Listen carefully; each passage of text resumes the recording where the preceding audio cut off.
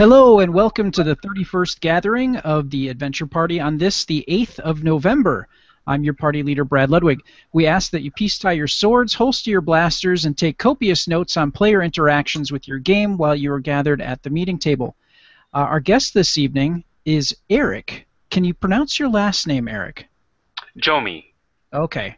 I didn't ask beforehand, and shame on me. Normally I do that, but I totally slipped my mind. Our guest is Eric Jome, and he is a longtime gamer and game designer and a gentleman who put together something called Protospiel, or is definitely a part of that. And Yes. could you tell us a little bit about Protospiel? Sure. Protospiel is a game design and development meeting.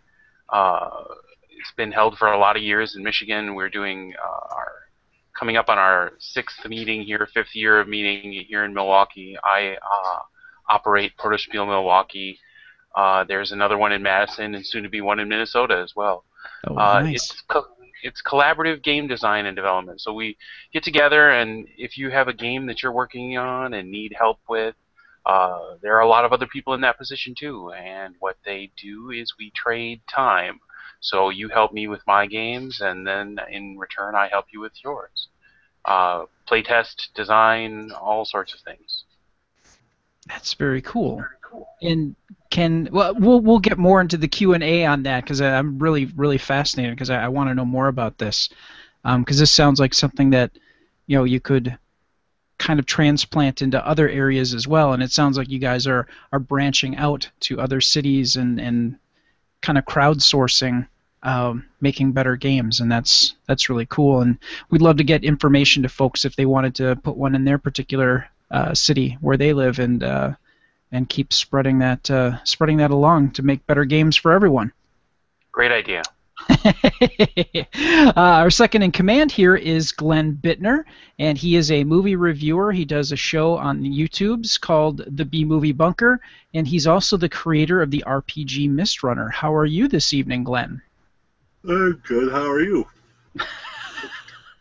It sounds like I have a little bit more energy than you do this evening, Glenn.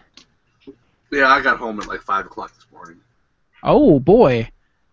And where were you? Splatterfest 16. Oh. Or Okay. or we get together with friends and a lot of board game playing as well. I'm sure you'll have a couple of stories for us. Or maybe not. If you're good. Fair enough. As always, we're going to roundtable discussions on the game review, game news, and then we're going to have Eric talk to us about Protospiel. And right now, we're going to jump into our review that Glenn has for a game that sounds really interesting. I like it. Hopefully other people find it interesting. Otherwise, I mean, someone else must have because we sell it at the store. So this game is from Days of Wonder. It's called Cargo Noir, or Cargo No-Go if you are in Spanish. Cargo Noir is a kind of has a film noir type feel, thus the name noir. It's 2 to 5 players, about 30 to 90 minutes. Came out 4 years ago, so 2011. What it is each player represents basically a family, and that runs smuggled goods in the 1950s. You have, on your turn, you can set sail to various ports. You can go to Hong Kong, Bombay, New York, etc., to make offers on goods that are on display. You'll have goods like cigarettes or cars or jewels, stuff like that. As different people go to different ports, you then do bidding wars. So I might go to Hong Kong because it's got a bunch of weapons that I want, and I'll plop down, say, 2 coins. Well, then the next player says, well, I also want those weapons. They're going to come over there, and they can put down anything higher than 2 coins. So they might put down 3. And then I can try to up their bid, and they can keep going back more until somebody concedes. Whoever concedes spends the money, gets all the items, and then can trade those in later. What the items are good for is as you gain items in your warehouses, you can cash those in to buy other things. You can buy more ships, so you have a bigger fleet, buy a bigger warehouse, or you can buy things like nightclubs and stuff like that, which give you victory points at the end, because you're trying to get the most victory points. I like it. It's the first time I played through, I wasn't sold on it. I played it a few more times, and I'm really starting to like it a lot more as I've played it, because there's more options than what I thought there initially was, and I like the whole bidding aspect, where you can drive that bid up, and sometimes you can go take the route that I've done in the past, where it's I don't need this that bad, but I want to bleed some money out of somebody because they're getting a little too big for their britches. So I'll make them up the bid far enough, and then I'll pull out, and they'll spend way too much money for something, which sometimes you get burned on, but sometimes you don't. So, and I couldn't like anything with kind of a noir feel. I'll give anything with the film noir feel a chance at least. Yeah, that seems to be something that you and I seem to both enjoy is that type of theme for games and whatnot. Yeah, and like I said, it's not super complex, and sometimes that's what I want. Sometimes I want a game where there's not 1,000 different things to keep track of. Sometimes I want that. Sometimes I don't. But when I'm looking for a good, about an hour is about what this game takes. Sometimes a little longer if you're going 5 players, a little less if you're only going 2. I'm not a huge fan of the 2-player, just because the board's too open then, and there's a lot less of the bidding on stuff going on, because, well, he went up there, I'm going to go somewhere else. It just doesn't play as well for me, and that seems to be a trend I find in a lot of games where it'll say 2 to 5 or 2 to 6. And the 2-player just it lacks something, not having at least that 3rd player. Yeah, I'm sorry, guys. No, go ahead. Oh no, go right ahead. Does it have special rules for 2 players that make it meaningfully different than 3 and 4 and 5? The board is different. Some of the ports are closer. There's fewer ports. But still, I've only played it twice 2-player, but still, at most, you have one other person who is interested in the location you are. In more players, you get 3 or 4. Sometimes you get 4 people bidding on the same port, which means if I bid 2, the next player bids 3, then someone bids 4, and then someone bids 5. To get back to me, I'm already up to 6 before I can rebid. And then it can quickly become very expensive, and it really changes the dynamic of play. Whereas with the 2 of you, it's just I bid 2, I bid 3, I bid 4, I bid 5, I'm out, and it just becomes it's too simple, or I want more conflict, I guess, in this game, because that's the core thing is the trying to outbid each other. There's a lot of auctioning going on, and this is an auction game, and an auction with 2 people is kind of dull. Fair enough. That's a common feeling that a lot of people have, and I always feel that's a little bit weird, because kind of the classic like movie or book auction is always between 2 people, isn't it? It is. It'll always start off with that. It's do I hear 300,000? There'll be some guy in the back who will do it, and then eventually gets down to those 2. And you still kind of get that in this, where when you're playing like 3 or 4, if 3 of you are bidding on something, you'll all start bidding. Then one person drops out, and then it quickly becomes that race between the 2 at the end. But having that 3rd person at times, or 4th person, can drive that up a lot quicker. It also makes you have to think a lot more about what you want to go for, because in more players, almost everything you're going for is going to have someone contesting for it. So you really have to play a lot smarter in do I really want to bid this up, knowing that I'll have nothing left to bid on anything else? Is this the most important thing I need right now? Where in a 2-player game, I found that there might be one thing I want, but everything else I'm uncontested on, so I don't have to worry about saving any money, so I can bid up as high as I feel like, as long as I have the money for it. There's no thinking beyond that.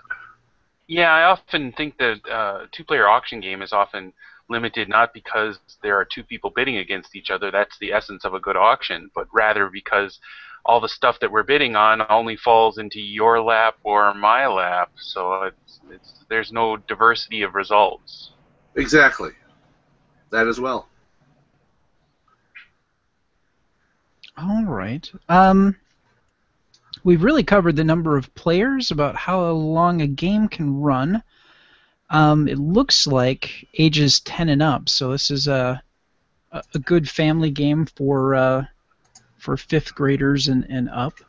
Absolutely. This is definitely, I would list this in like that gateway game category that you can play with anyone in the family just about. Sure. And what does it approximately retail for? About 50 to 55. Okay. So typical for a normal Days of Wonder size box. Sure. Okay. Wow, that sounds like a good one to add to family game night for sure.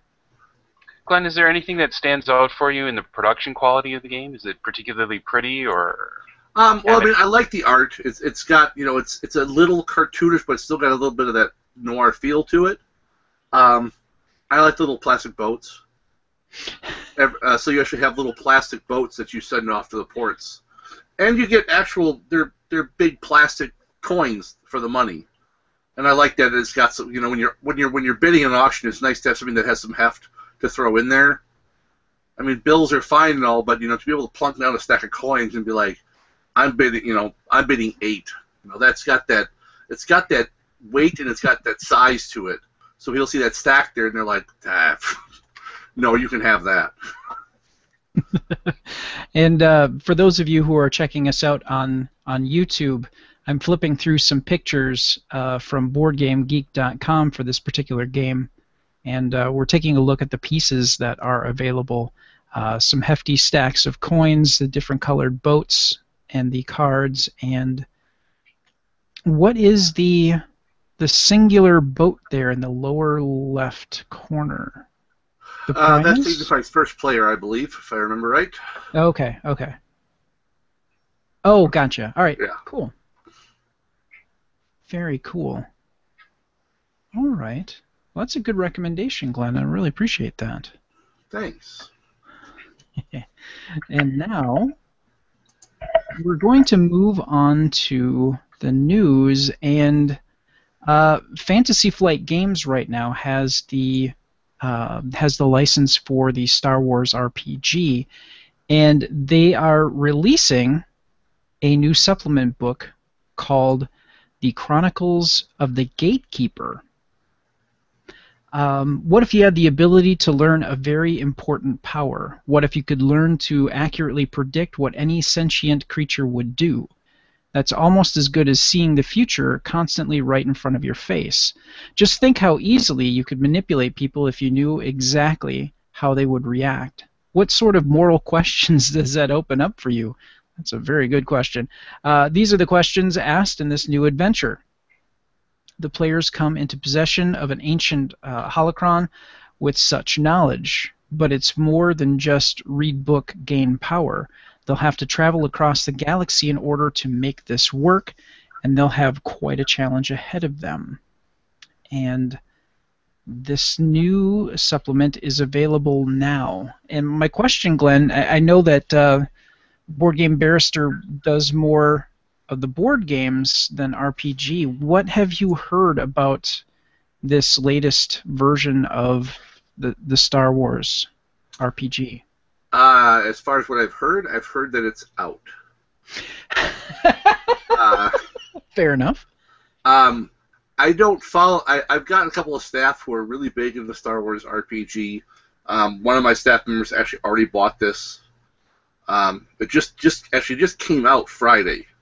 Okay. So I mean, it's brand new. So I don't know much about it other than it's another Star Wars supplement. Fantasy Flight's been pretty steady on releasing new product for the Star Wars game. They really have. Yeah, I wanted to take a look at what different licenses that they currently hold. They've got Lord of the Rings. They have Lord of the Rings. They have Game of Thrones. They've got Star Wars. Yeah, they have quite a lot of success in bringing to market very faithful and popular products in the heavily thematic realm. And once you begin to have some success in that area, it becomes increasingly easy to license. So it's easy to convince the next license holder, hey, can you, if you sign up with us, we did a great job with this Lord of the Rings stuff. We can do a great job with your Star Wars stuff too. Sure. Yeah, their Wings of War and their Star Wars X-wing figures are. It's a fun game to play. Yes, I was a big fan of Wings of War, so I quite like X-Wing too.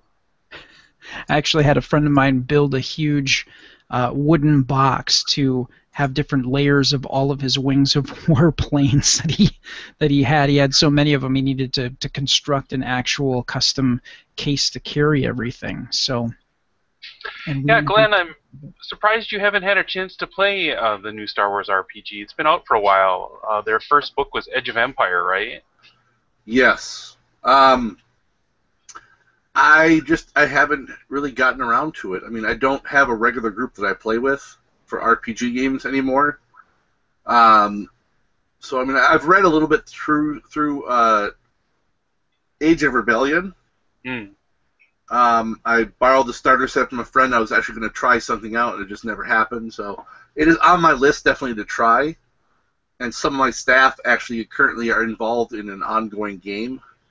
So It's pretty cool. I've run the game. I've also played in it myself. We did mostly Edge of Empire, and we're thinking about moving on to Age of Rebellion stuff too.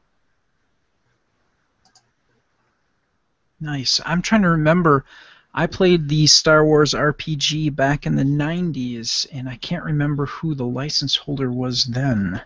West End Games, I think. Oh, that's right. Okay. Yep. Oh man.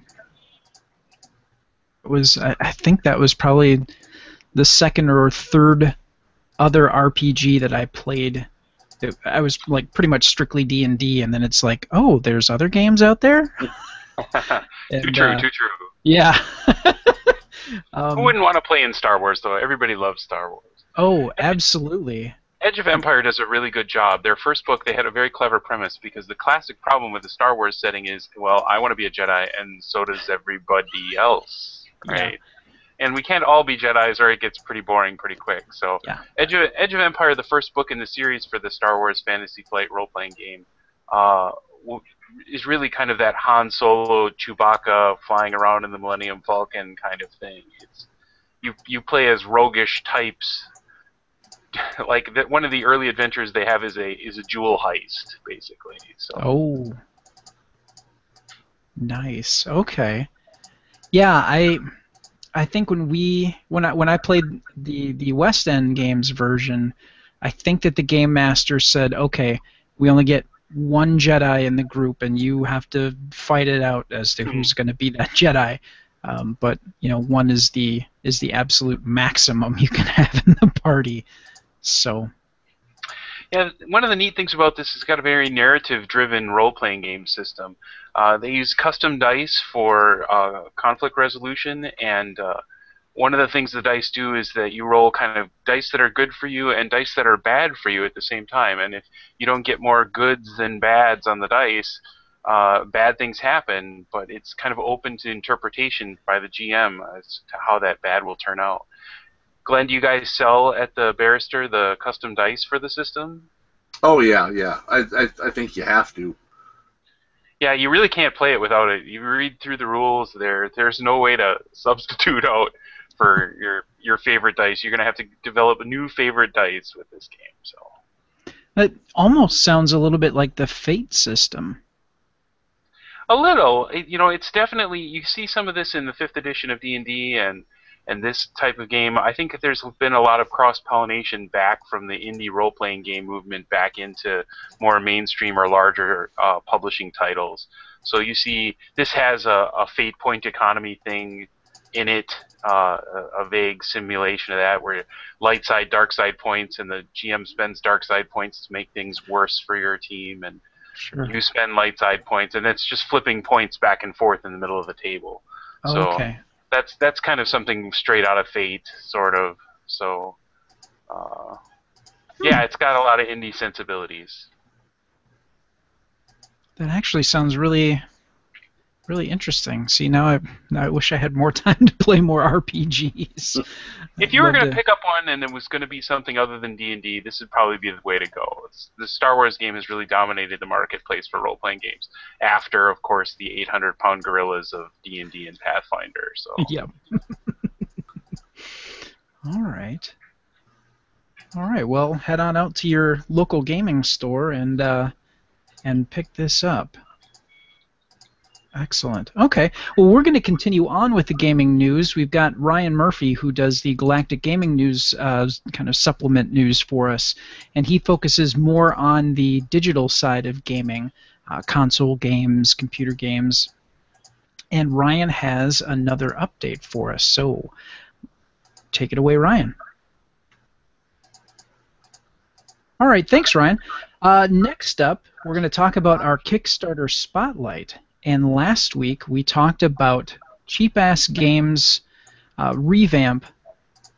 Revamp may not be the best word for it. Basically making a deluxe set, a 19.5 anniversary edition. It's been 19 and a half years since they introduced the game called Kill Dr. Lucky, which we said last week is almost like taking Clue and spinning it around. Instead of you trying to solve the mystery in Clue of who killed Mr. Body, you're actually in the process of trying to kill Dr. Lucky, who would be the equivalent of Mr. Body. And you have to be alone in the room with Dr. Lucky to, and nobody can see you in adjoining rooms to accomplish the task. So, yeah, Cheap Ass Games is doing a full-on box set. Now, back when this was first released, you got a envelope version and you assembled the board out of individual cardstock, which had the board, and you put that together and you went to town. But this new deluxe edition, you get the full box, you get beautiful pieces, excellent cardstock, and some additional things depending on what pledge level you join at, but essentially $50 gets you the game. And when I can't remember what they were at last time we talked, but they've got 5 days to go, and their pledge level that they wanted to hit was $40,000. As of right now, they have, oh good lord, almost 1,900 backers. And they're at $136,000. Well, just under $137,000. And so they definitely made the magic happen there, which unlocks stretch goals. Which, let's see. There we go. So they hit their. Oh. Nope, they've got looks like two left to go. At 140,000, which they are just shy of, and I have a feeling that they might hit that before this wraps up. They're going to offer a photo pairs deck, which is photo character cards. Oh no, I'm sorry. Photo character cards was unlocked. The pairs deck is a separate game that they offer, but these are going to be photos from the Lucky Mansion, the Kill Dr. Lucky Mansion. So it's just an alternate version of their pairs game that is available as a $10 add-on. But if they really rally here and they get to $150,000, they're going to have an alternate old consulate board, as they call it. So you get, it's based on the old consulate inn, which maybe has some significance to the cheap-ass crew. Glenn, do you pick up the reference? What was the reference again? I missed that. Old consulate. Does not ring a bell with me. Okay. Well, regardless, boy, they really need to rally. in 5 days to hit that, but Well, most campaigns enjoy quite a lot of success in their final few days. yeah, and Yeah. especially I'm sure that Cheap Ass, with a name like Cheap Ass and the amount of great quality games that they put out over the past 2 decades, uh, I Are you think that guys they. familiar with KickTrack? Pardon? Are you familiar with KickTrack? No, I am not. All right, so it's Kick TRAQ is the website. Okay. It collects data on Kickstarters that are in progress and have finished, and you can look up things like Kill Dr. Lucky on there, and it will do things like tell you how much money it's made each day, what its projected overall amount will be. You're right, I think, in observing that they're quite a bit over the amount they were hoping to get. Uh, KickTrack says 341% on Kill Dr. Lucky, which is nice. It's always nice when you're running a campaign to get a decent turnout. Yeah. I'm trying to get the webpage to come up now, see what the projected, although the trending thing on KickTrack isn't very good, it suggests they'll probably get 162,000 by the end. So, Okay. Okay. Boy, that would be really cool boy, to get. they've had a really steady increase. That's really good.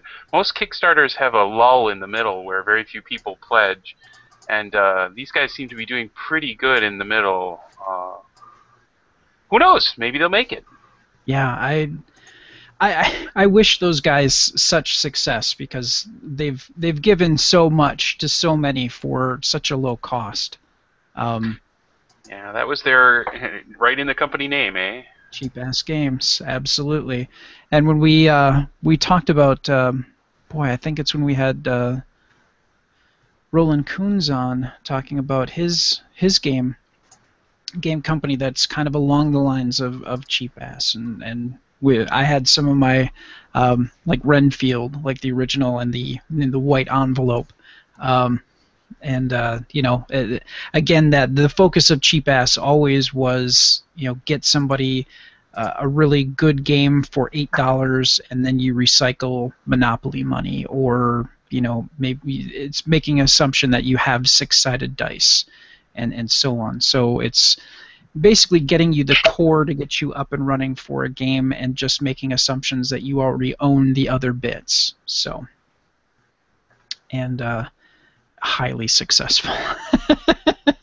So, but they do on occasion put out deluxe editions of their games. Like I think in a previous episode, I had my Give Me the Brain deluxe deck that they put out, and so whenever they offer deluxe games, versions of their games, it's always good to get on board with that, because they really kick out all the stops and do all the best that they can to make sure that they put out a quality product worthy of their name. So, yeah, This like I is said, also their premier title.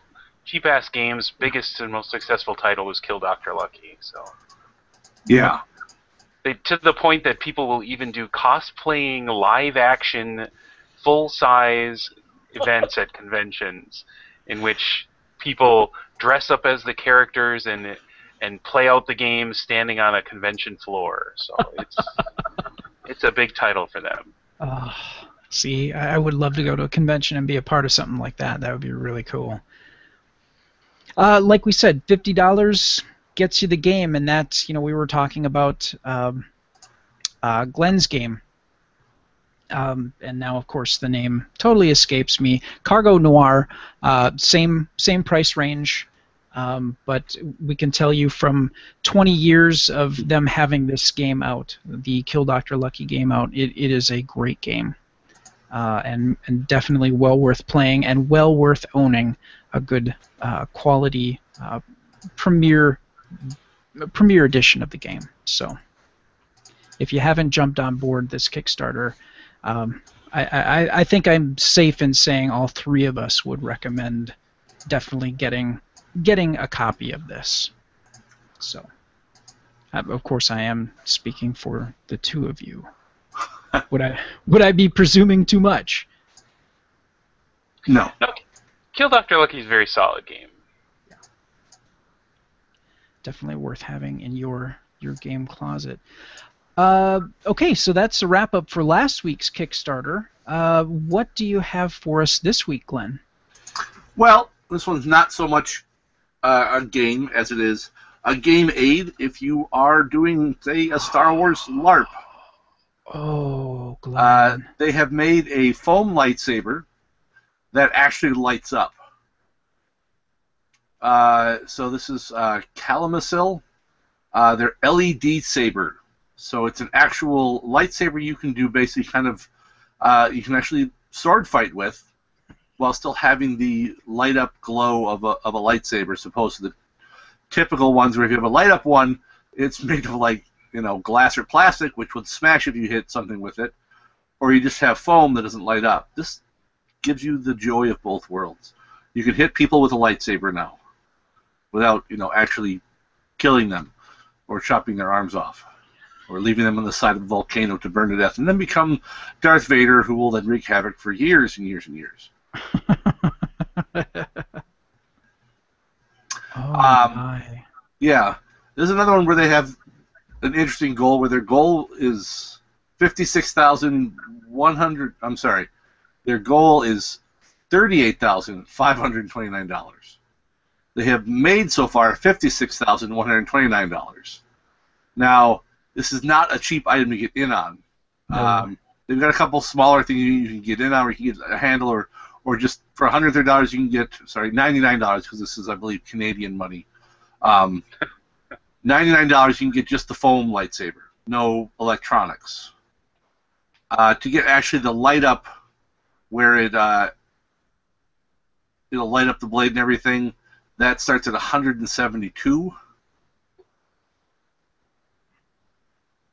For the vibro, it's the basic handle, and then you've got the, what is it, 210, and 210 for the basic red or blue. You got the advanced ones where you can have multiple color effects, and you can have all sorts of other special things with it. I mean, it goes up for, there's a lot of different levels on this one. I mean, you've got $727. You can get 2 plasma kits, and going all the way up to, wow, $3,800. It gets you 8. Yeah. They already have one person who did pledge $2,500. That was to be on the design team. Oh my, yeah, there it is. One person did do a $2,000, which actually $1,530 US for 4 blue and 4 reds.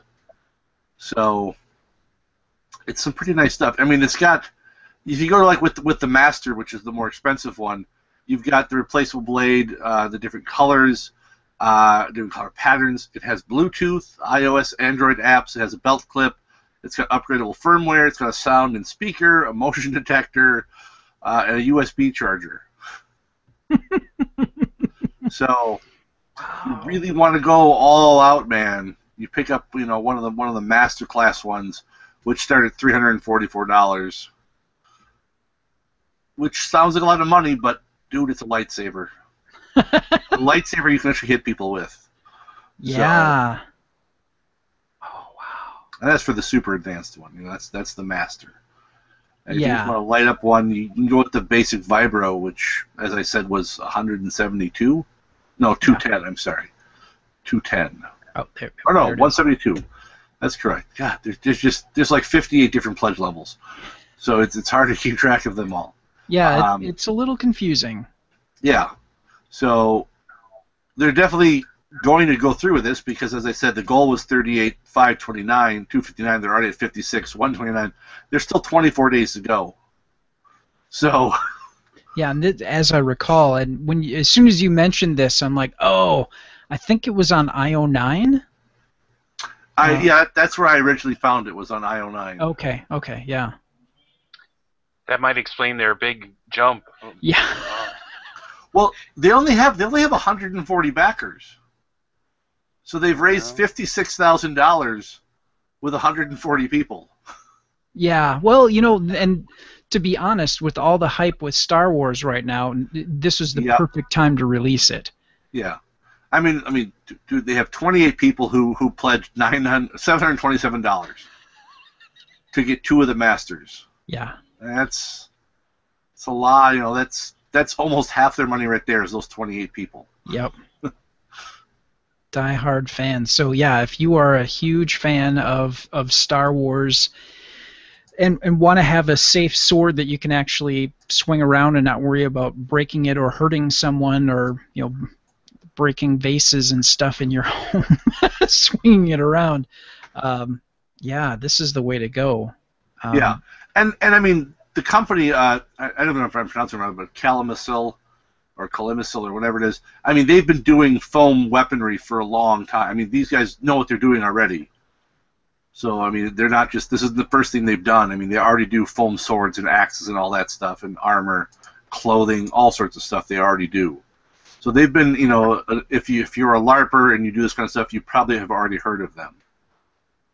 Sure, and yeah, looking at their. I'm sorry, I need to do the screen share again here so that folks that are checking us out on YouTube can see this. But yeah, they have a wide variety of different swords, maces, axes, And just costuming.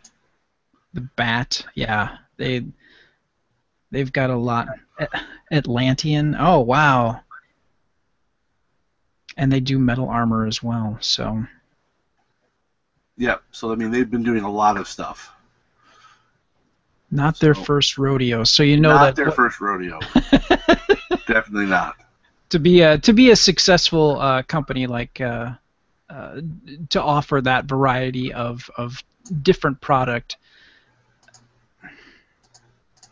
If you focus on one thing and do it well, that's one thing. But if you can focus on a number of things and do it well and offer things like this and expand and grow, there's a lot going on with that company. They're doing things.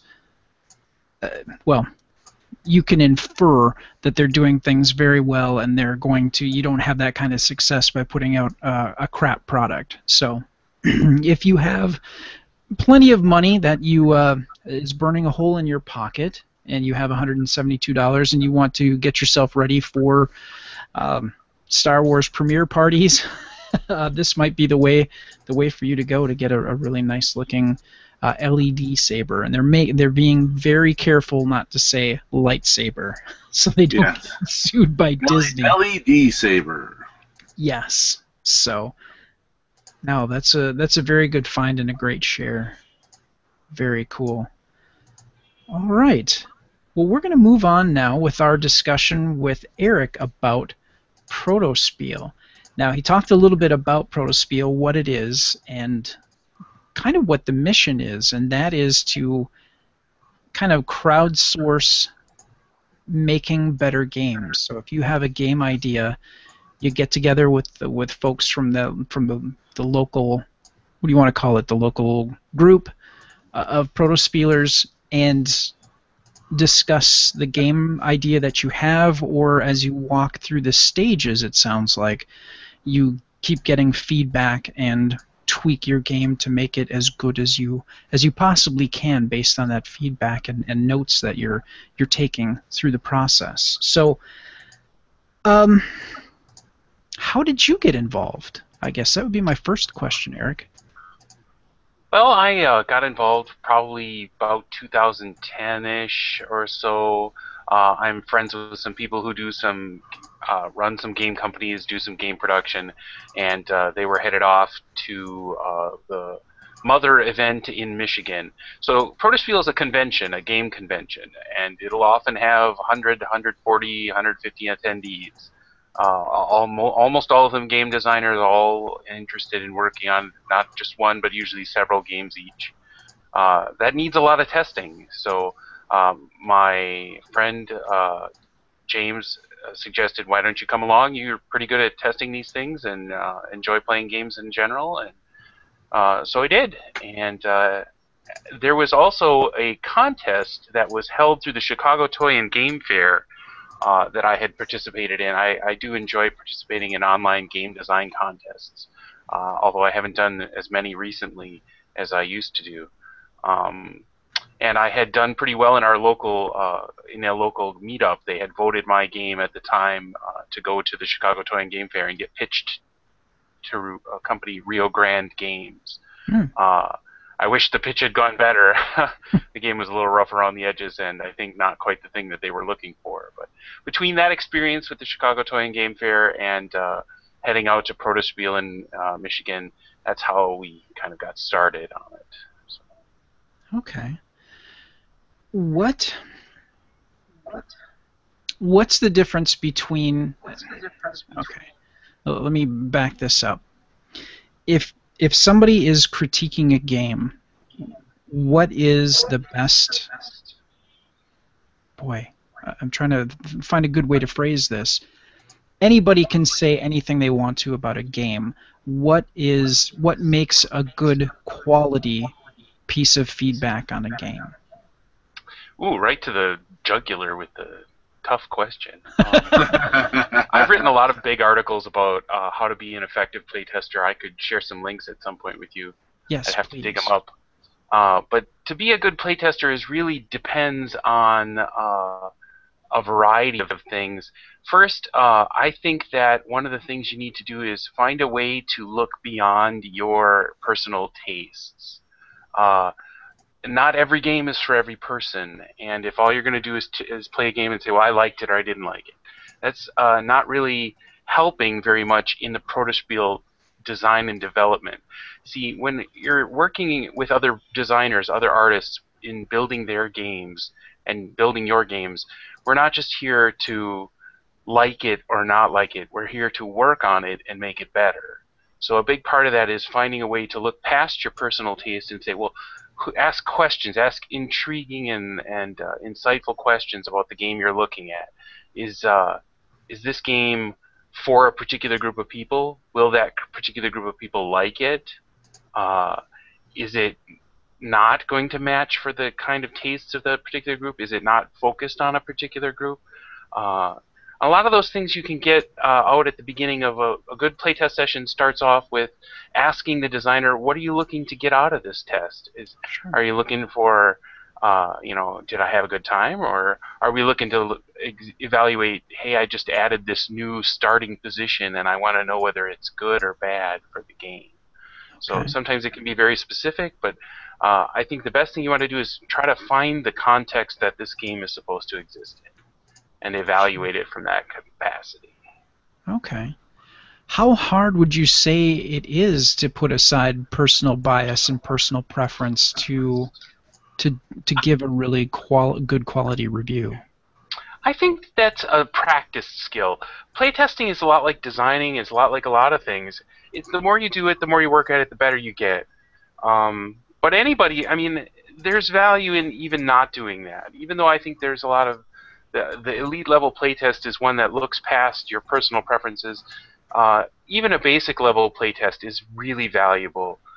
Getting a feel for whether people had a good time or not is the essence of is this game a success at its foundation or not. So how do you get used to that? I think you have to play a lot of games and you have to work at designing games yourself. Even if you don't work at it in a serious capacity, but more in a amateur capacity. I think the very first thing I ever did when I was a kid, Tom Wham's Dragon Magazine game, King of the Tabletop, had different lands that your little fantasy adventure monsters would come from, swamps and mountains and forests. And I thought, I'm going to add another type of thing to that. So I made ocean tiles and ocean creatures that would be part of that game. That was just goofing off, right? That's kids goofing off. But more advanced design is really just grows out of that. So I think that's what you need to do. Look at a lot of games, play a lot of games, see a lot of games, understand how games go together, learn the lingo, and learn to kind of look into the thing that you're working on beyond just, is this fun or not? Okay.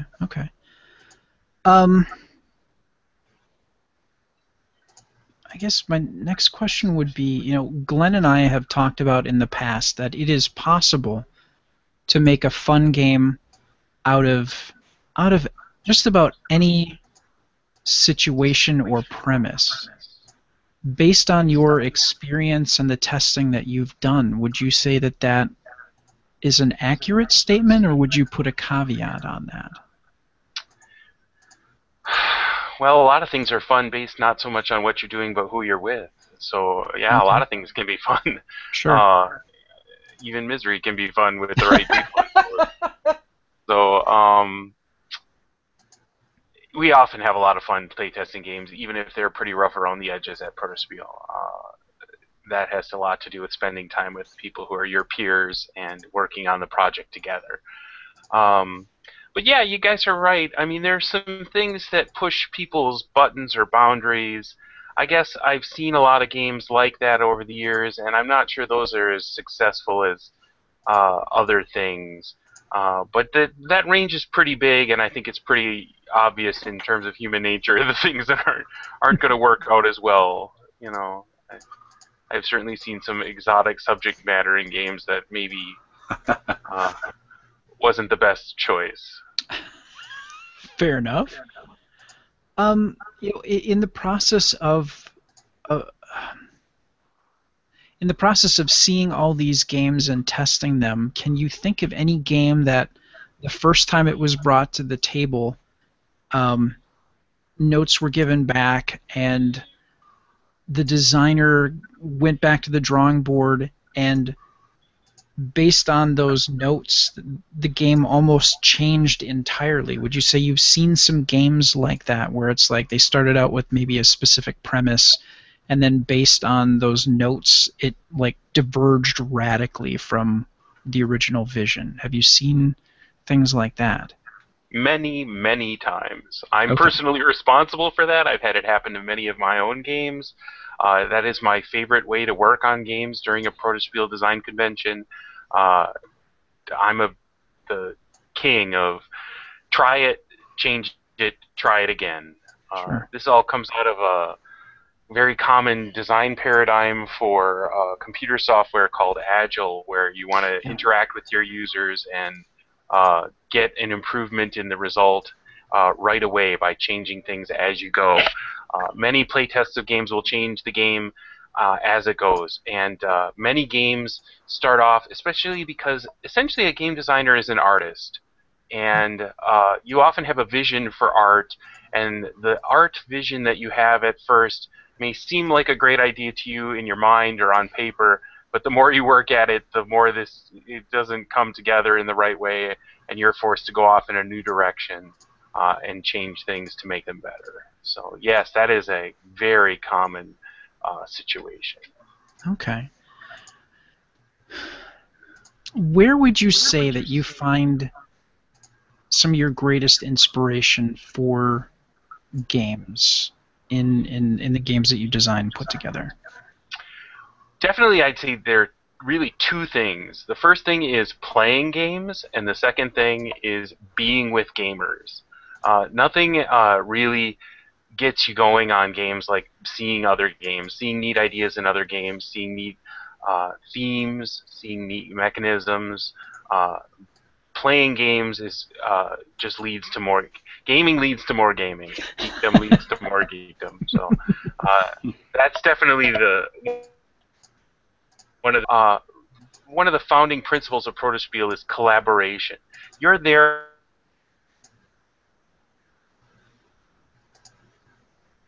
at the same results that you're looking to get. Did we get a drop? Just for a brief second. Oh, I'm sorry about that. No, that's fine.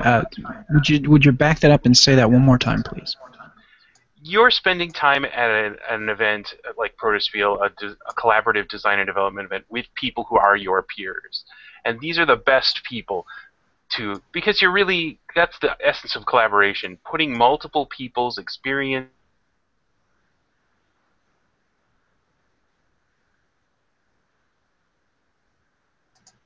and someone will remember one thing that other people don't, or see something that other people don't. That's the value in sharing and collaborating. So being with other people is a big part of it too. Okay. What would you say are some of, obviously besides Protospiel, what are some other venues that you think are great places to play test games? So Protospiel is so intense and so heads down. You really can't do that every week. Uh, there are 4 major Protospiels in the local Midwest area now, with this new event coming in Minneapolis in January. Um, that'll be about what it'll take. We have 1 per season right now, and more than that would get to be pushing it. It is a whole game convention after all. But that's no reason why you can't do your own local meetup. I host a local game meetup at a local game store where we do essentially the same thing that we do at Protospiel. We just do it with 12 people instead of 100 people. Sure. So having a local meetup, especially at a game store, that's a great way to get the same kind of work done. I know that a lot of people, if you can manage to build a decent prototype for your game, the kind of thing that other people less interested in design development, more just gamers, everyday gamers want to play, attending local game conventions and offering to run your event as a play. You don't really have to call it a play test. It's more of a playing, actually, just straight up playing. Sure. That's a great way to get more done. Nothing like a local game night. It's hard sometimes to prevail upon your friends. Hey man, this is my clunky weird robot that I built, and I'd like you to spend a half an hour looking at it. That can be a hard sell, but you know these people are your friends or something. So yeah, that's another great way to get more testing and work done. And then there's the high, lonely, necessary doing it yourself in the basement when you're not doing something else. Yeah. So you definitely got to do solo testing too. That's a definite improvement, opportunity for improvement, even if it's not the most inspiring or productive sometimes. Okay. What resources would you recommend for gathering feedback? So say you're doing a local event and you're playtesting the game and you want to get that feedback from people. In my So, head, I'm sorry. Go ahead. No, go In my ahead. head, just doing a verbal face-to-face is good for the short term, but do you recommend having like sheets made up ahead of time so that people can write down their comments, or how do you typically go about doing that? When I run Protospiel Milwaukee, I do provide a large stack of forms for people to fill out. The truth of the matter is, when you have the designer there, there really is no substitute for face-to-face. You get so much of human interaction is, you know, the non-written, non-spoken, interpersonal aspects of communication, and you get a lot from people when you get to spend time with them. That's the essence and nature of Protospiel. So I really think being with people when they test it is the first way to get Okay. design and development done. But you know, not everyone has the time or inclination. So forms, I do think a form is a useful thing. I have personally sent games to testers. Who provide their feedback through channels not dissimilar to this, YouTube videos or recordings, audio recordings, roundtable discussions from their test group. So whatever you can get is, I think, great. You just really have to get that feedback. So. Sure. Okay. What advice would you give to people who are wishing to design their own game? Come to Protospiel. It's. I think if you look around the web and follow the word Protospiel around and find other people's podcasts, you'll hear the same thing over and over. You'll never get more productive start. No, you'll never see better results in the working on your game than working it with other people at an event like Protospiel. I definitely think that's it's fun to joke about it, but it's also deadly serious about the whole thing. Yes, this is the most productive you will ever see. Apart from that, nothing really pays off like experience. Uh, Play lots of games. Go to Board Game Geek, look at the top 100, if not the top 1,000. Play as many different ones as many times as you can. Learn the lingo, follow various websites. Board Game Geek is one, but there are others. Um, Board Game Designers Forum and stuff like that. Um, you need to participate with other people, but you need to get that hardcore experience of learning the best of the best and things that other people have had success with. So play lots of games and be with other people. That's the best stuff for coming up through the ranks. Sure. Okay. And it's one thing to and double check me on this, but it's one thing to play a game, but it's another thing to play a game and actually think about what specifically makes it successful, correct? Oh, totally. There's watching a movie, and then there's having a critical opinion of that movie. Sure. So it's very much the same thing. But you can't. In order to have a decent critical opinion of films, that's why the first thing of literary criticism or film criticism is watch a ton of films or read a ton of books. So the same is kind of true of games. To have a refined opinion about games and understand the nuances and differences, you really got to play a lot of games. That's nothing's going to substitute for experience in that regard. So Sure. Now, you mentioned that there's going to be a new Protospiel in January in Minneapolis, did you say? Yep. This is the latest extension of the Protospiel network. Protospiel isn't really a thing that is owned. It's more of an idea and a spirit that people hold events in. And some friends, Matt Warden and Jeff King of All Us Geeks, decided after participating in Protospiels in Michigan and Milwaukee that this is the kind of thing. They have a very active and large game community in Minneapolis as well, just like we do have one in Milwaukee and in Madison. So I think they looked for an opportunity to host their own kind of event. It's really rewarding, and if you're involved in the Kickstarter scene or the game design and development scene, work for a game company, or have aspirations to sell your designs to game companies, you'll fall in love with Protospiel if you go. So much so that you'll probably start thinking about running. I know Luke Laurie at Celesticon in California also was another person who's had some experience with this and then said, well, I've got to do this myself with my own local people. So. Yeah, it looks like besides the Michigan, Chelsea, Michigan, there's one in Australia, Yeah. one in Houston, the event in Milwaukee, then San Jose and Madison. Yeah, and more. There's some in Houston. There have been some on the East Coast. A couple in Canada. It's that all goes to the idea that it's not really something that's owned by somebody. Sure. Yeah. Protospiel is more an idea, sharing working together, collaborating. That's really, as long as you can follow in that spirit, hosting your own event is.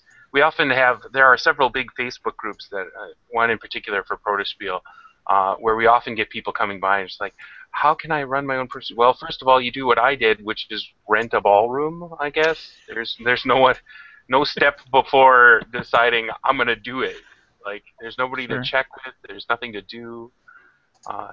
If you're into Protospiel, you get kind of into the spirit of Protospiel, which is collaborative work. So it's not really kind of kosher to do it to make money or do it to promote yourself. It's a work session more than anything else. So. Okay. Yeah. So it's not franchised by any means. It's something that if you believe in the spirit of Protospiel and are willing to observe it, you are free to start your own local group. Then that's really cool.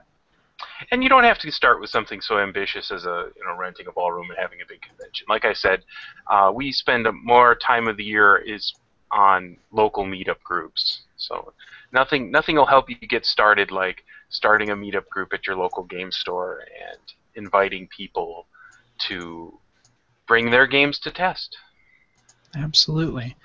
So, and anybody that's interested in making their own games, by all means, go to your local game store, get a group of people together, put your heads together, and do some serious work, and you can make some fabulous games and release them upon the world. So that's just really cool. The whole idea behind games and gaming is getting a group of people together, and the only way that you can really test a game that would, that is going to be for a group of people is obviously to have a group of people get in, put their heads together, and actually give the feedback as to, whether it's fun or, maybe what could be tweaked, what could be added, and I just think that's really a cool extension of, and really you can't develop a game in a vacuum, really, and have it be successful. I don't think that that's necessarily possible. So, well, it's not just for yourself, right? It's for other people. So you absolutely. At least want to see what other people feel about it. Yep. You may think you have the greatest idea in the world, but until it actually gets tested with other people, that's when you'll really know if it is a good idea. And you can't be myopic and just think that this one thing is going to be it. Once you actually test the mechanics of it, you may find that it doesn't work the way you thought it was going to at all. So, yeah, no, this is really cool. And yeah, by all means, for those of you who are listening, you should follow in the spirit of Protospiel and start your own local game group and test games, make games, have fun. That's really what this is all about. So, thank you very much, Eric. I'm really glad that you came on and talked about Protospiel and testing games and making really cool games. You don't have to be a, I'm trying to think of it. You don't have to be a Wizards of the Coast to make a game. Too true, especially with this era of crowdfunding. Yeah. There's a lot of stuff you need to learn and study to make a successful crowdfunding effort, but that's what it's for, right? Yeah. Democratizing the access to getting it done. So. Yeah. Not everybody has that capital lying around waiting to be spent to make your game. The steps really are coming up with that idea, play testing it until you have something really good, and then putting it on some kind of crowdfunding source, be it Kickstarter, GoFundMe, whatever, and that's the next step on the way to get it into other people's houses and in their hands. So play testing is going to be probably the crucial part of this whole puzzle, because nobody's going to fund something that's not a really well-polished idea. So, no, thank you very much, Eric, for coming on the show. I really appreciate it. Thanks for having me. Next up, Hello, My Name Is. That's your opportunity to tell us about your favorite character that you've enjoyed playing. We talked about we talked about Star Wars and Fantasy Flight Games. I keep wanting to switch those two words around. Flight of Fantasy is not a company. Fantasy Flight Games and their version of Star Wars. Maybe you played a Scout, maybe you played a Jedi that you really enjoyed playing in that particular setting. Tell us about it. We'd love to hear about it. You can go to Adventure Party, the Adventure Party page on gncasts.com. Just look for the podcast Adventure Party. When you click on that link to the page, we have a link for Hello, My Name Is, and you can click on that, and there's a little form to fill out. Yes, we do ask for your email address. No, we do not spam you. We do not save the addresses. Well, we save the addresses long enough to send you a certificate for participating and thanking you for taking the time to contribute your character to the conversation. And we talk about that character and why you think it was so cool to play. And from time to time, former guest Roland Coons will say, hey, he's got some free time and he'd love to design one of your characters based on what you send to us. So we never know when Roland has some free time and is willing to do that for us. So please send in your character, and perhaps you could get a bonus, an illustration of your character that we will send to you. So. Again, go to galacticnetcasts.com or gncasts.com, a shortened version of that URL, and you just check out Adventure Party and get the details there. You can find Adventure Party, like I said before, on gncasts.com, but you can also find us on social media outlets like Twitter and Facebook and Google Plus for as long as that's going to be around. Also, our YouTube channel. And you can find all those outlets on gncasts.com. And if you're listening to us on iTunes or Stitcher, where we have our audio version of the show, take a moment to give us a review, please. Let us know what you're thinking. Was the show good? What was particularly good about it? Is there something we could tweak? Maybe we need to spend a little bit more time on perhaps a Kickstarter spotlight. Maybe we need to dedicate less time to something else. Your opinions are appreciated, and we definitely talk about them when you send them to us. So take a moment and let us know what you think. You can help shape the show and make it better for everyone. You can also leave us feedback by emailing galacticnetcasts@gmail.com, or you can call or text, just to be clear, 805-328-3966, and you can leave a message, or, like I said, you can text us. You can also, if you have a microphone attached to your computer, go to gncasts.com, and on the left-hand side of the page, the lower left, is a link for you to leave a message. And like I said, if you have a microphone attached to your computer, you click that. You can leave us a voice message directly on the website. It converts it to an MP3 and shoots us an email, and then we have the audio and we can play it and talk about what's on your mind. Eric, where can people find out more about you and Protospiel? Well, I think the best places to look up Protospiel are protospiel.org and protospielmilwaukee.org.